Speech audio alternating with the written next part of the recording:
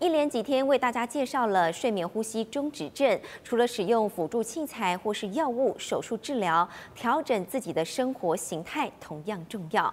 最重要的就是要减肥，做好体重的管理。研究显示，体重变轻了，而呼吸中止的症状也会有所改善。还有，记得睡前30分钟不要滑手机，尽量侧睡，睡前不要饮酒，都有助于改善。我最重的时候体重到120几，打鼾会打得比较严重。当鼾声响起，苦了枕边人。以中药搭配饮食调理，尤先生一度减到剩80几公斤，明显感觉到睡得比较沉，打呼也改善。至少我老婆不会觉得吵，睡觉起来的那种口渴状态没有像之前的那么严重。对一般过重民众而言，身体变轻盈，睡得更好。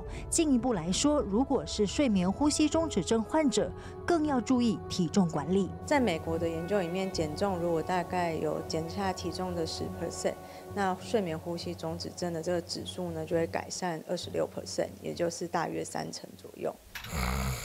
接着试试看改变睡眠姿势。正睡的时候，因为地心引力关系，舌根就是会往后倒，所以就会压迫到呼吸道。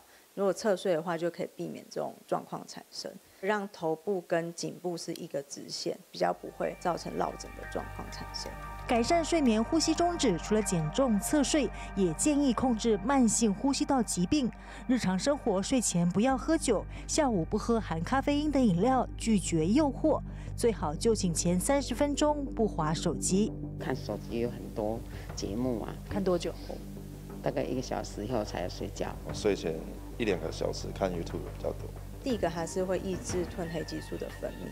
那第二个，其实研究发现说，其实只要受到8分钟的蓝光的刺激，我们视神经会让我们的身体会兴奋，就是1个小时，所以就会导致说我们很难进入一个深层的睡眠。